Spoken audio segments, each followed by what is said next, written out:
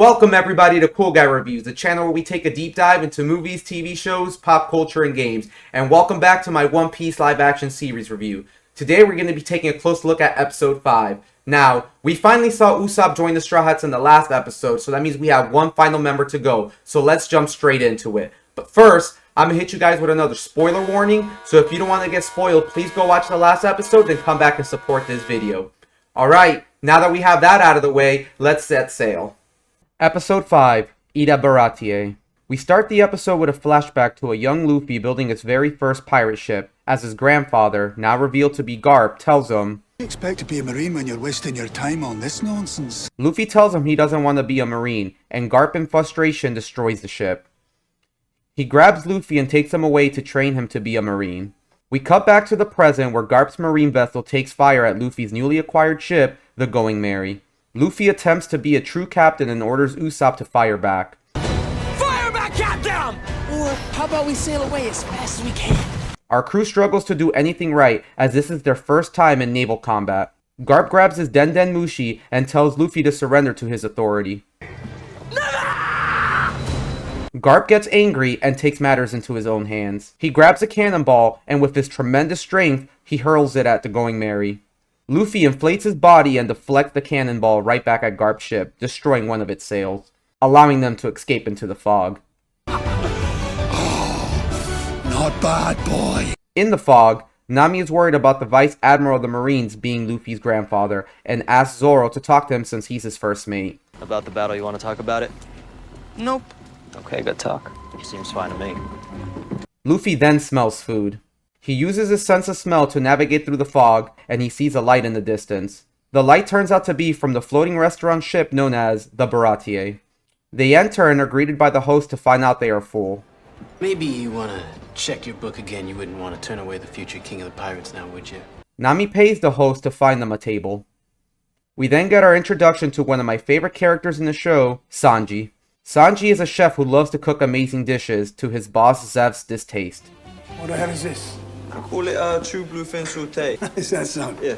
Well, I call it crap. Sanji gets taken off the line and is ordered to become a waiter.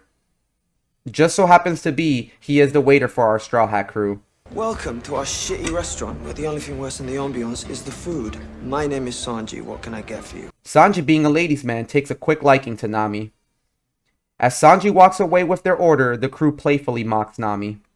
We then cut to Garp's marine vessel where they are quickly trying to repair the ship. Kobe tells Garp there is another marine ship nearby if they need help, and Garp declines. We'll handle this problem on our own. He then walks away and makes a secret call to Dracula Mihawk, the world's greatest swordsman, and one of the 7 warlords of the sea. And oh my god, how cool is it seeing Mihawk in action. Garp orders Mihawk to search for an upstart pirate named Luffy. Mihawk then turns around and with a single slash cuts a pirate ship in half. The ship belonging to Don Krieg, admiral of the pirate fleet, the Krieg Pirates.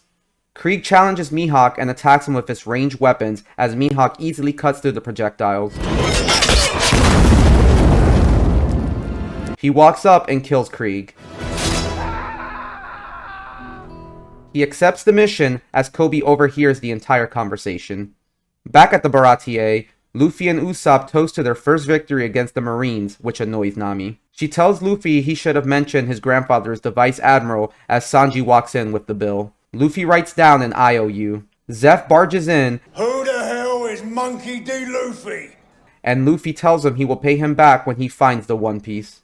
Zeph grabs Luffy and shoves him into the kitchen to wash dishes to pay off the debt. Luffy overhears Zeph and Sanji argue about his cooking. Luffy tries Sanji's dish and likes it. Later that night, as the rest of our crew drink, Nami, still annoyed at Luffy, walks to the bar and finds a man who can sail her away. Back at Garp's marine vessel, Helmeppo asks Kobe if he's okay. Kobe asks Helmeppo if he's heard of Mihawk, and he tells him, Best swordsman in the world? One of the 7 warlords of the seas? Warlords? Kobe then asks what a warlord of the sea is, and he tells him that it's a group of powerful pirates, but the Marines didn't want to risk an all-out war, so they struck a deal to help the Marines when needed, and in return, the Marines will allow them free reign, which angers Kobe. Kobe heads over to Garp's office to ask why he's bending the rules. That's a nasty habit. Listening at doorways. I heard heard what I heard, sir. Garp tells Kobe that the world is not so simple and not everything is black and white. Garp tells Kobe that he's turned down many promotions so he can do the things the way he wants and maintain a bit of freedom, and sends Kobe off. Back at the Baratier, Luffy asks Sanji why he's a waiter since his cooking is so good. Sanji tells him that he should be running the place, but Zeph is holding him back. Luffy asks Sanji if running the Baratier is his dream, and he tells him his dream is to find the All Blue, the one place in the world where all oceans meet, a chef's paradise where one can find all the exotic ingredients you would ever want. Luffy tells Sanji to just leave then, and he tells him it's not that simple. He and Zeph have a history together. A hungry pirate then barges in asking for help. He is in need of food, and Sanji whips up a meal for him. Luffy, impressed with Sanji, asks him to join his crew. He tells him he would need a great cook if they are to find the One Piece, and the hungry pirate tells him that that was his crew's undoing. Forget you ever heard of the One Piece.